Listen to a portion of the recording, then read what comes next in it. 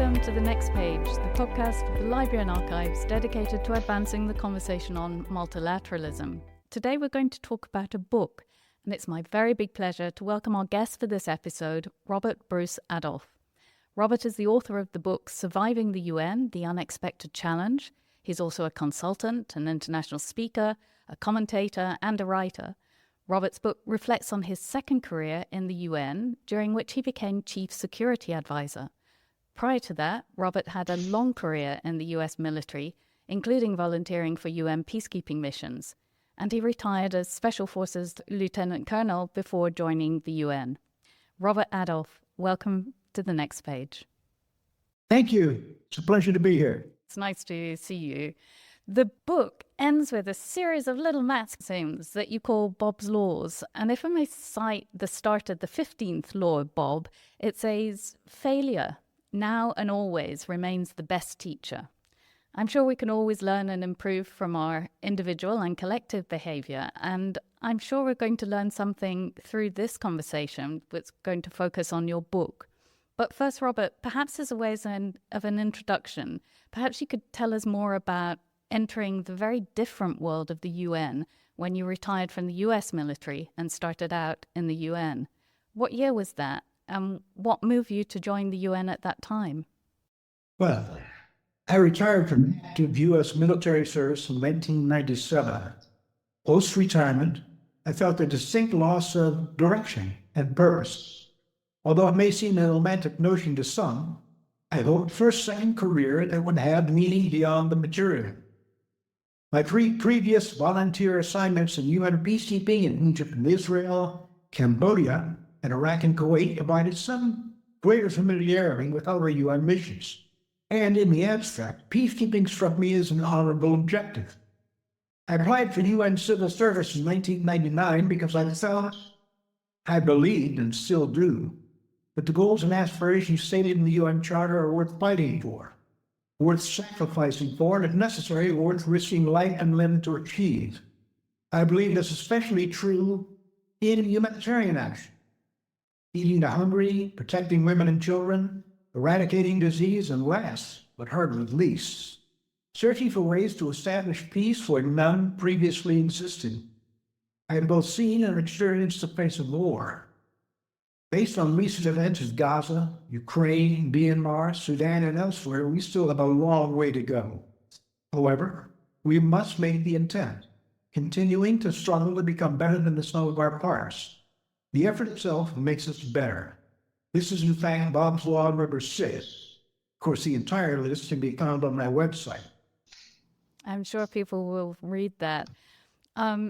Robert, you've just listed some of your experience, and you have a lot of it. And your book, Surviving the UN, The Unexpected Challenge, recounts your experience during the period you just mentioned. What motivated you to write the book, though? Well, my first 4 years of UN service are covered in that book, as you mentioned. These years were stressful in the extreme, beginning with the successful emergency evacuation of over 200 UN civil staff from Freetown and Sierra Leone, when the Revolutionary United Front invaded in May of 2000. My peacekeeping assignment in Africa was followed by an appointment as the UN Security Advisor for Yemen, where I consulted successfully on several international tribal kidnappings. The concluding chapters of my book discuss what happened after I was elevated to the position of what today is called a Chief Security Advisor post for Iraq in the wake of the U.S. invasion. In brief, we were unarmed and vulnerable. Jihadist suicide bomber drove a flatbed truck into our Baghdad headquarters on 19 August of 2003, killing 22 and wounding another 150. The woman who would later become my wife was among those injured. She was working for the World Food Program. I felt that these stories needed to be told, so that subsequently they might be examined by those in positions of authority and lessons learned integrated into future UN operations. Tragically, this never happened. The Complete Security in Iraq Accountability Report was declared UN confidential. To my knowledge, it still has not been released. Nobody that I have spoken to knows why. And I've spoken to a lot of people in the preparation of my book. That report, over 100 pages, should be released by the Secretary General with all exhibits so that we can collectively learn from this horrific event, which reflects the single greatest loss of life in UN history. Moreover, families of those who died deserve to know why their loved ones are no longer among us. You asked about my own survivor. In answer, I could have easily been killed in each of these assignments. It seemed that death was often tugging at my elbow. The invasion of Freetown, tribal gun batting in my apartment building in Yemen, and of course the Baghdad bombing. Also, there's the double meaning in the title. Aside from actual survival, I had to survive in my career as well. I took staff safety and security issues very, very seriously. Some of my most senior superiors, tragically, did not. Some of the resulting clashes are detailed in the book. To my knowledge, I'm the only staff member in UN history to have been twice fired because of those struggles, then surprisingly, twice promoted too. In fact, I'm very lucky to be here speaking with you now.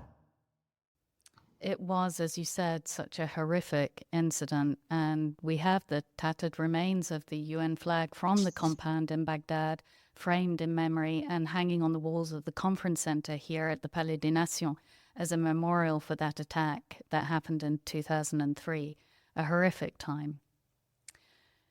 You've talked about survival during that time, but perhaps we could talk a little about peacekeeping. In the 1990s, there was a significant increase number of peacekeeping operations, and the nature of these operations changed during that time.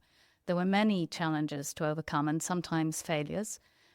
For many, peacekeeping at that time became a visible part of the multilateralism iceberg. This is somewhat paradoxical, as the concept of peacekeeping is not explicit in the UN Charter as such. Peacekeeping is sometimes called Chapter 6.5, as Secretary General Dag Hammarskjöld famously said, because it sits in between the Pacific settlement of disputes, which is in Chapter 6 of the UN Charter, and the use of force in the case of threats and breaches to peace, which is in Chapter 7. So in the period that you were in peacekeeping, there were many serious incidents. How do you think that peacekeeping in that period compares to peacekeeping today? Well, I'm not sure that peacekeeping in the main has changed appreciably. First and foremost, it must be established that there's a genuine peace to keep. That was not the case in Sierra Leone, my first UN posting.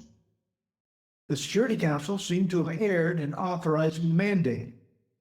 The Revolutionary United Front simply was not serious about peace.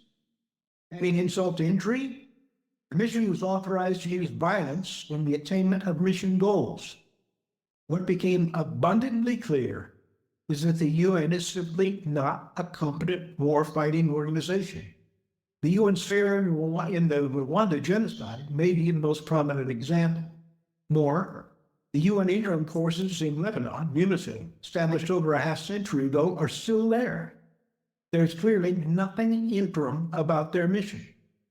Look at how Sudan has devolved into chaos and barbarity following many years of deep UN involvement. Examine how the UN mission in Mali failed to achieve its goals. Before the Security Council approves a mandate, or the continuance of a mandate, they should determine whether there's a genuine peace to keep. Although often relegated to footnote status, nearly 4,000 blue helmets had died on UN peacekeeping missions. These deaths are not footnotes to their families. My maternal grandfather told me once that the fish sinks from the head down. Decisions made in New York and Geneva must be better considered, but the results on the ground may become malodorous. Field disasters sometimes spring out of headquarters misjudgments. Thinking about your book, what would you tell your younger self about joining the UN?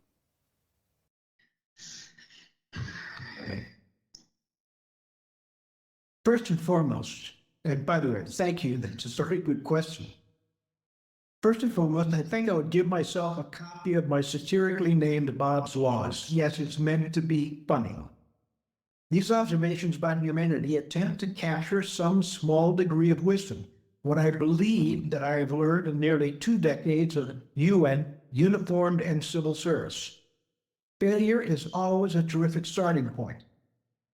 It's necessary to understand we are imperfect vessels. We will make errors. Each mistake is an opportunity to grow and learn. If you're making no mistakes, you're not trying to be better than the sum of your parts, living only a half life. Life without failure is hardly life at all. Yes, certainly agree with that. So, Robert, what other law would you like to share with us and why? One of my personal favorites is number 26. If you choose one word to guide your actions in life, make it the word kindness. Why do I like this one?